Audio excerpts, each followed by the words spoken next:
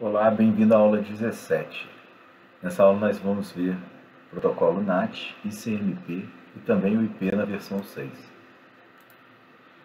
Na última aula nós vimos como protocolos da camada de rede, mas principalmente focamos no protocolo IP, o IP na versão 4. Vimos como é o formato do datagrama, como que funciona a fragmentação e a remontagem do datagrama IP, o endereçamento IP na versão 4 com 32 bits, como que eles são associados a cada interface, como que o prefixo identifica uma subrede, como funciona a identificação de subrede com CIDR e máscara de subrede. Vimos o protocolo DHCP, que é um protocolo de autoconfiguração ou plug and play, para a obtenção de endereços IP de forma dinâmica e endereços de rede. Vimos também o endereçamento hierárquico, com subredes divididas em subredes menores, simplificando o anúncio de rota. Nós começamos então pelo NAT. O protocolo NAT, ele quer dizer a tradução de endereçamento de rede. Ele surge por conta do esgotamento dos endereços IP na versão 4. Tá? Então, esses endereços que nós estamos vendo, eles na internet não possuem mais alocação com relação a todos os dispositivos existentes. Se nós formos alocar todos os IPs que nós temos aos dispositivos existentes, nós não conseguiríamos atender a todos os dispositivos. Então, por conta da escassez dos números de endereçamento IP, surgiu então a proposta do NAT. O NAT, o que ele faz é dividir com relação a, normalmente, o roteador é quem está rodando o NAT. Então, esse roteador que te interliga com a sua rede com o ISP, tá bom? Então, todos os datagramas que estão deixando a rede local vão possuir um mesmo único endereço de origem, que é o endereço que você obteve do seu ISP. Então, o seu roteador recebeu esse endereço e ele vai compartilhar com todos os equipamentos internos. Como que ele faz isso? Ele consegue identificar cada host desse interno através do número da porta de origem do datagrama que está sendo enviado.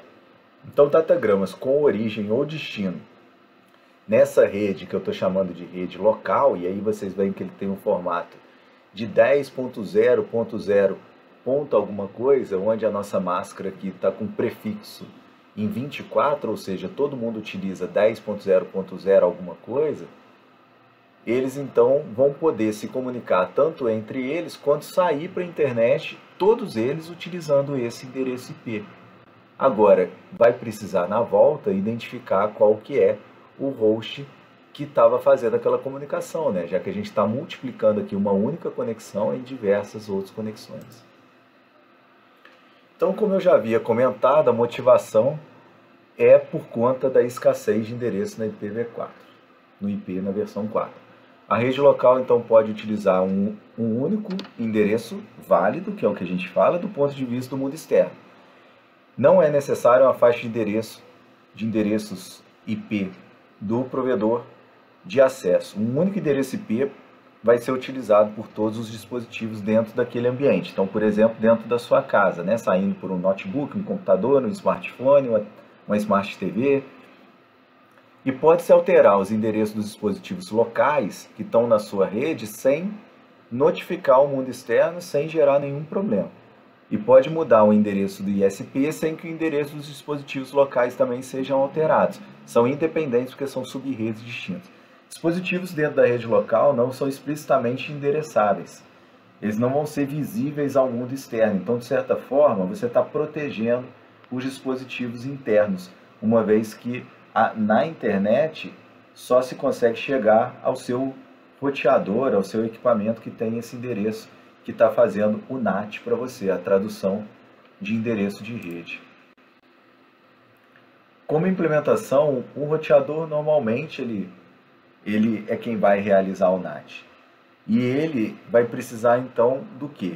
Ele vai precisar identificar que datagramas que saem da rede, ele vai ter que substituir o IP de origem e a porta de origem de cada datagrama para o IP do roteador e a nova porta de origem.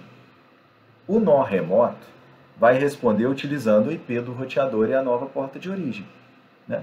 Isso, então, vai ter que estar armazenado na tabela NAT do roteador para ele ter um mapeamento em relação ao IP de origem e porta de origem reais da sua rede local e o IP do roteador com a nova porta de origem que foi para a internet vai ser respondido. Por quê? Porque os datagramas, quando chegam, eles precisam ser substituídos com relação ao IP do roteador com a nova porta, vai ser trocado pelo campo de destino do pacote do IP de origem, porta de origem, lá do host interno da nossa rede, que estava então armazenado na nossa tabela NAT. Aqui fica mais claro com um exemplo, né? Onde nós temos os hosts com aquela faixa que nós comentamos de IP e o endereço IP válido aqui conectando com a internet. Existe então a tabela de tradução do NAT que vai ter o endereço da WAN e o endereço da LAN. Então aqui o host 10001 enviou um datagrama para o IP que está lá na internet 128.119.40.186 na porta 80, ele quer acessar pelo browser essa página, e ele colocou, eu estou saindo desse meu IP aqui nessa minha porta, e quero alcançar como destino esse IP na porta 80. Quando passou pelo roteador, o roteador então mudou para o endereço dele, que é o endereço que é válido na internet, colocou uma porta, que é a 5001, para esse roteador, e encaminhou para o destino. Isso vai ter que ficar registrado para saber como que eu volto, né? Como que eu faço essa volta. Então foi gravado na tabela NAT, o endereço de saída do roteador na porta 5001 corresponde ao endereço interno 10001 na porta 3345. Quando o datagrama voltar com resposta da internet, o servidor lá que respondeu, que foi aquele que nós consultamos, o 128.119.40, 186 na porta 80, ele respondeu com destino quem tinha enviado para ele, que era o roteador, com 138.76.29.7 na porta 5001.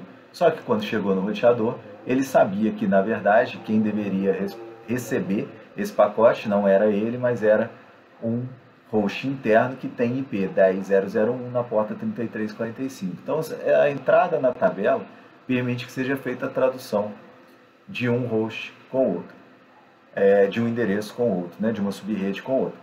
Então, o que identificou realmente o host de forma interna aqui? Já que todos os pacotes que chegam nesse roteador chegam com o mesmo endereço, 138.76.29.7. Todos que voltarem vão voltar com esse IP.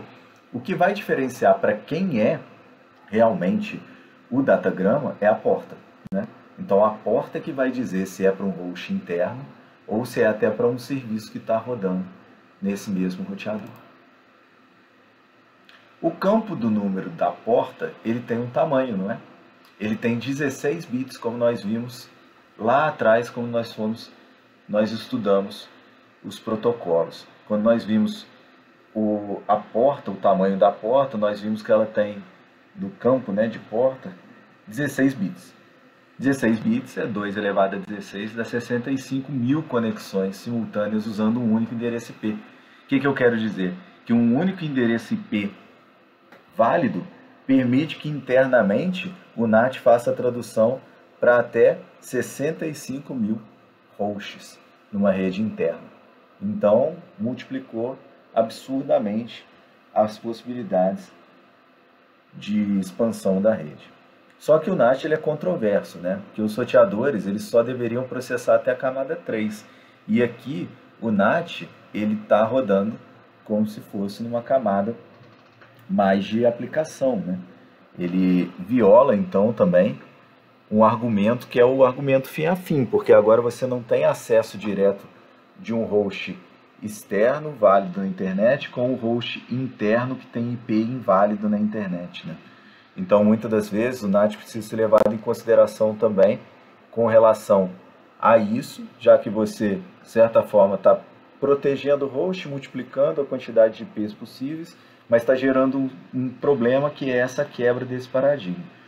E aí, como ele responde por portas, você pode ou utilizar, e aí existe o plug and play também, para configuração de porta de maneira automática, você pode habilitar no seu roteador, um plug and play universal, onde você teria essas portas sendo criadas automaticamente, né, sendo informadas pela sua aplicação de host de origem, passando no roteador e permitindo criar as portas de maneira dinâmica, ou poderia, ou deveria configurar de forma estática as portas dos hosts de origem. Isso eu quero dizer o quê? Eu estou rodando um servidor web, por exemplo, que eu quero que seja acessado na internet.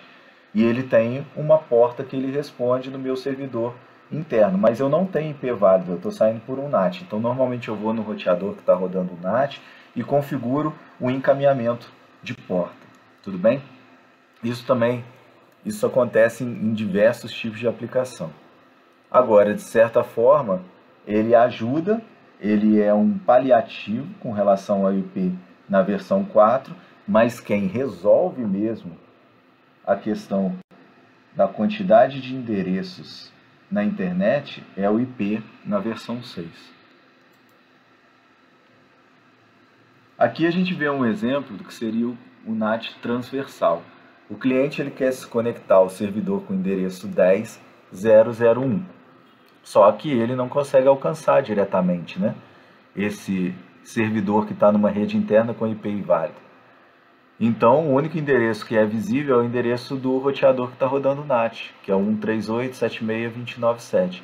Uma das soluções seria a que eu comentei, configurar o NAT estaticamente para encaminhar as conexões que chegam para uma porta específica. Então, supondo que eu configure que tudo que chegar aqui no meu, que vier para a porta 2500, por exemplo, eu sempre vou encaminhar para esse meu servidor aqui. Então eu crio, de certa forma, uma facilidade para conexão direta entre qualquer pessoa na internet e esse equipamento que está interno com IP não válido, porque eu fixei a porta aqui no meu roteador na tabela de encaminhamento, na tabela de tradução de endereço, né, do NAT. E agora o que nós vimos aqui é uma outra solução, que é chamada de solução 2 aqui, que é o IGD, né, que é o Internet Gateway Device Protocol. Ele faz parte do Plug and Play universal que eu já havia comentado. Ele vai permitir que o host configure a tabela de encaminhamento NAT. Então ele aprende o endereço IP público, ele adiciona e remove os mapeamentos na porta, com tempos de validade, né? Isso você tem que habilitar no seu roteador. Então é até interessante que vocês entrem no roteador de vocês e vejam se essa configuração está habilitada ou não. Ela, ao mesmo tempo que facilita, automatiza a configuração estática do mapeamento do NAT para esse tipo de serviço, e aí ele funciona melhor quando você quer permitir que alguém externo acesse a uma máquina interna, né? Então nem sempre ela também precisa ser utilizada. Se você simplesmente estiver só acessando um conteúdo através do NAT, você não precisa criar entradas estáticas. E também, se você faz essa configuração, você quer que alguém tenha condição de acessar de forma externa a sua máquina interna. Então é tomar cuidado também, porque pode gerar uma falha de segurança, né? Pode gerar um problema, uma abertura de porta que você não gostaria que fosse acessado externamente por qualquer pessoa.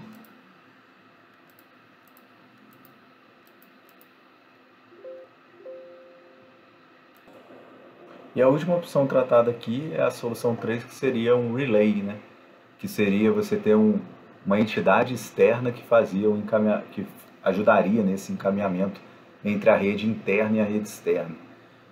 E aí, no caso, o cliente atrás do NAT vai ter que estabelecer uma conexão com o host intermediário. Então, começa lá com o nosso cliente, que estabelece uma comunicação com o host intermediário. E o cliente externo também faz isso, se conecta também nesse mesmo host intermediário. O host intermediário vai servir como relay, fazendo a ponte com relação à troca de pacote entre esses dois elementos. Agora nós vamos ver o ICMP. O ICMP é um protocolo de mensagem de controle da internet. Ele é utilizado pelos hosts e roteadores para comunicar informações no nível de rede, como reportar erros, então dizer se um protocolo é inalcançável, se você não tem um host com porta aberta com certo valor, se utiliza aquele protocolo ou não, se ele está disponível ou não. Geralmente, ele vai trabalhar com o Echo Request Reply. Isso é, por exemplo, utilizado no ping, para você saber se uma máquina está ativa. Vocês podem abrir o terminal de vocês e escrever ping espaço, um nome qualquer de domínio, tá? Ou IP.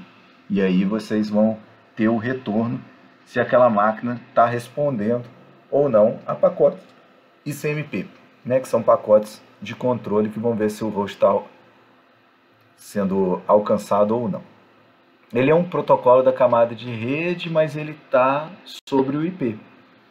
Então, as mensagens ICMP vão ser transportadas em datagramas IP. A mensagem ICMP ela vai carregar um tipo e um código, além dos primeiros 8 bytes do datagrama IP que causaram o erro. Então, aqui a gente vê o tipo que ele pode assumir e o código que ele respondeu.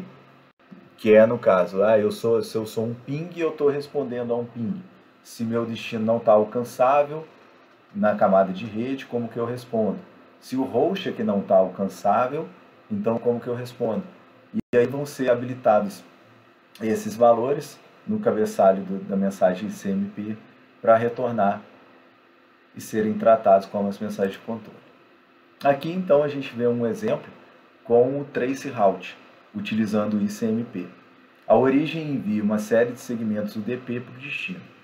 Ele vai incrementando o TTL, que nós vimos, que é a expiração do pacote, o time to live, ele vai incrementando a cada salto. Então, o primeiro tem TTL1, o segundo TTL2 e assim por diante. E ele utiliza a porta do destino, que é pouco provável, porque ele quer ser descartado quando chegar no final, mas ele quer saber que chegou no final. Quando o enésimo conjunto de datagramas chega ao enésimo roteador, o TTL então expira, o roteador descarta o datagrama. Ele envia mensagem CMP reportando o erro. Então ele vai ter tipo 11, código 0. Tá? Tipo 11, código 0, TTL expirado. E a mensagem CMP vai incluir também o nome e endereço IP do roteador na hora da resposta. Quando a mensagem ICMP chega, a origem registra o RTT, porque ela foi e voltou. Então é esse caso aqui, a gente está vendo o traceroute ou tracert do Windows, que manda 3 pacotes do tipo probe utilizando o ICMP e vai fazer essa medida com relação ao tempo de ida e volta. Ele vai incrementando o TTL a cada 3 pacotes até chegar no destino. O critério de parada nesse caso é que ele utiliza o segmento IP para encaminhar, né, esses pacotes. Então, se ele está utilizando um UDP, né, o protocolo UDP, em algum momento ele vai chegar, esse datagrama vai chegar num destino, né? Eventualmente ele vai chegar se ele não for descartado na rede por algum problema de enlace. O destinatário, então, vai enviar uma mensagem CMP do tipo porta inalcançável, tipo 3, código 3, que mostra para a gente aqui que a porta de destino é inalcançável. Com isso, a gente sabe que a gente chegou no destino. Ele verificou ainda se a porta estava aberta ou não e devolveu o pacote. O que eu quero dizer com isso? Né? Aqui vocês conseguem fazer um controle, conseguem mapear a sua internet, conseguem mapear os saltos que vocês estão dando, qual que é a rota que você está seguindo e a disponibilidade dessa rota, tudo mais. Tudo utilizando o ICMP. Tá? É interessante que vocês rodem o traceroute se estiverem no Linux e o tracert. Qualquer dúvida é só perguntar, enviar uma mensagem e tudo mais. No IPv6 a gente então está vendo agora, vai ver a evolução do IP na versão 4, que é chamada agora de IP versão 6. O que muda? O IP versão 6, ele tem como motivação inicial o espaço de endereçamento de 32 bits, já está esgotado, na verdade esgotado em breve, a gente já tem a alocação desses IPs para todos os provedores. Né? Com motivações iniciais, a gente tem um formato de cabeçalho que facilita e acelera o processamento e encaminhamento, alterações no cabeçalho para facilitar a qualidade de implementação de qualidade de serviço. Formato datagrama IPv6, ele tem um tamanho fixo de cabeçalho, com 40 bytes, não permite fragmentação. Então nós vamos ver como que isso tudo funciona. Ele teve início em 6 de junho de 2012, como um esforço do IETF para a nova geração do IP, que era chamado IPNG, baseado na RFC 1752 e com a RFC 2460. Como o IPv4 suporta somente cerca de 4 bilhões de dispositivos, o IPv4 vai suportar cerca de 341 decilhões de dispositivos. Então a gente espera que vai durar bastante tempo, né? O IPv4 ele tem 32 bits e o IPv6 128 bits para identificação. No IPv6, ele tem um formato bem diferente do IPv4. O endereço padrão do IPv6 ele é formado por um campo de global prefix, então tem um prefixo que é global, que é formado pelo ID de registro, ID do provedor, ID do assinante. Depois ele tem o ID da subrede e o ID da interface do nó. O ID do nó, o identificador da interface, ele deve ter 64 bits. Ele pode ser formado a partir do endereço físico da placa de rede, o MAC, que nós já vimos, mas vai utilizar o formato EUI64, tá? É um formato específico para identificação com 64 bits de dispositivos. O endereço IPv6 normalmente é escrito com 8 grupos de 4 dígitos hexadecimais. Então aqui a gente tem um exemplo para identificação em IPv6. Vocês veem que o formato é completamente diferente, né? Já que a gente tem um tamanho aqui muito maior em número de bits e a gente também quer representar de forma que reduza o tamanho. Então foi convertido para hexadecimais. Se um grupo de vários dígitos for seguido de 0, que é esse exemplo aqui, a gente tem uma redução na forma de escrever, né? Que a gente pode omitir todos esses zeros. E aqui no caso ficou só com 2 pontos, tá bom? O IPv6 ele tem um formato específico, que vai ser diferente do IPv4. Ele tem um campo aqui que é a versão, então o 6, né? Ele vai ter um PRI, que é o de priority, a prioridade que esse pacote que esse datagrama pode ter em relação aos outros da rede. Um label, o identificador do fluxo, que vai identificar qual fluxo aquele datagrama está contido. Isso pode ser usado, por exemplo, para a qualidade de serviço. E qual que é o próximo cabeçalho, que vai identificar, então, o protocolo para a carga útil do pacote com relação à camada superior. Então, qual que é o protocolo de transporte utilizado. Outras mudanças com relação ao IPv4, nós temos que o checksum ele foi completamente removido para reduzir o tempo de processamento em cada salto, porque a gente já imagina que as outras camadas implementam checksum, então não tinha por que o IP manter essa carga adicional. Em opções é permitido que exista, só que fora do cabeçalho. O que isso quer dizer? Quer dizer que no Next Reader, onde nós estamos dizendo aqui o protocolo de camada superior, por exemplo, ou um próximo pedaço do protocolo, do datagrama, ele vai estar contido então na parte de opções aqui, como um cabeçalho adicional adicionado a esse cabeçalho. O ICMP ele tem uma modificação. O ICMP agora, na versão 6, ele assume uma nova versão com mensagens adicionais como do tipo pacote muito grande. Pacote muito grande por quê? Porque, como eu comentei, não há fragmentação em IPv6. Então, redes IPv6 simplesmente vão dizer, seu pacote é muito grande, mude na origem. Eu não vou mudar, não vou fragmentar e remontar os pacotes no meio da rede. Eu não quebro nenhum pacote no meio da rede. Eu rejeito o pacote e eu sinalizo para o host de origem que isso aconteceu. Além disso, ele também permite funções de gerenciamento de grupo multicache, entrada e saída de hosts, enfim, em grupos, né?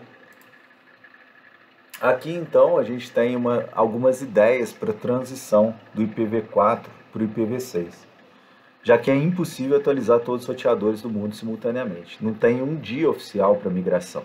Então, como que a rede poderia operar com roteadores IPv4 e IPv6 misturados? Uma das soluções é o tunelamento, onde datagramas IPv6 são carregados como carga útil em datagramas IPv4. Então, é o que vocês estão vendo aqui. A gente tem um datagrama IPv4 com todos os seus campos, todo o seu formato, e o IPv6 seria então adicionado ao IPv4. Então ele consegue passar por redes do tipo IPv4, mas mantendo todo o seu formato IPv6. Aqui tem um exemplo então desse tunelamento. Na visão física a gente tem roteadores IPv6 na borda e roteador IPv4 no meio. Na visão lógica, o que existe é o IPv6 falando diretamente por meio de um túnel IPv4, que simplesmente tunela ou coloca esses pacotes IPv6 dentro do IPv4, encaminha e eles são depois retirados do cabeçalho IPv4 e tratados só o IPv6. É o que está acontecendo aqui.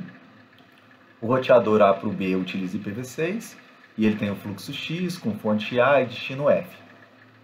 Tem seus dados, ele é colocado dentro do cabeçalho IPv4, a partir do momento em que o B vai falar com o C. Isso é passado até que chega do outro lado e é retirado esse cabeçalho IPv4 e é tratado IPv6 do outro lado.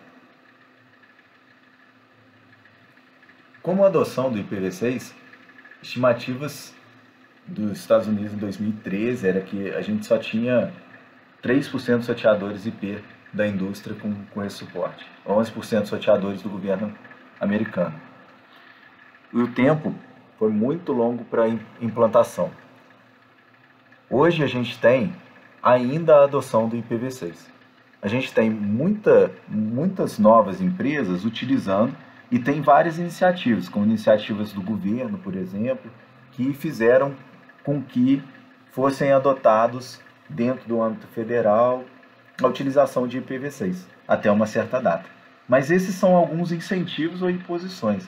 A gente ainda não tem totalmente a migração da rede para IPv6. Então a gente tem 20 anos aí contando. Então você imagina a quantidade de mudanças que a gente já teve no nível de aplicação, né? E no nível do protocolo de rede, a gente ainda está com mais dificuldade. Então a adoção aqui a gente tem um exemplo só com a visualização para 2019, onde a gente vê uma crescente na adoção, mas que ainda é muito pequena. Vocês também podem olhar esse endereço de estatísticas para ver como está a adoção atualmente do IPv6.